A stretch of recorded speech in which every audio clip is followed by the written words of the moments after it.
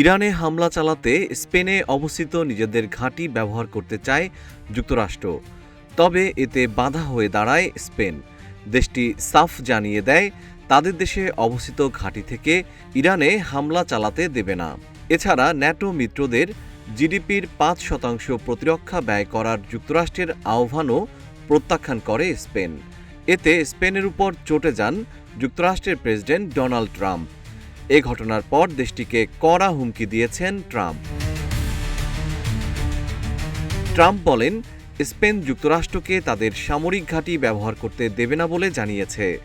এতে যুক্তরাষ্ট্রের কোনো সমস্যা নেই, আমাদের সেগুলো দরকার নেই। আমরা চাইলে সরাসরি গিয়ে অভিযান চালাতে পারি, কেউ আমাদের থামাতে পারবে না। পরে তিনি বিষয়টিকে বাণিজ্যের সঙ্গে যুক্ত করে কর্মকর্তাদের স্পেনের সঙ্গে সব ধরনের লেনদেন বন্ধের নির্দেশ দেন। বলেন, আমরা স্পেনের সঙ্গে সব বাণিজ্য বন্ধ করে দেব, দেশটির সঙ্গে আমাদের কোনো সম্পর্ক রাখতে চাই না। উল্লেখ্য, ন্যাটো জোটের প্রতিরক্ষা ব্যয় নিয়েও যুক্তরাষ্ট্র ও স্পেনের মধ্যে বিরোধ তীব্র হয়েছে। ট্রাম্প ন্যাটো সদস্য দেশগুলোর প্রতি জিডিপির ৫% প্রতিরক্ষা খাতে ব্যয় করার দাবি জানিয়েছেন, যা বর্তমানে বেশিরভাগ দেশের ব্যয়ের তুলনায় অনেক বেশি। এই প্রস্তাবে স্পেনের আপত্তির কারণে দেশটির ভূমিকা নিয়ে কঠোর সমালোচনা করেন ট্রাম্প।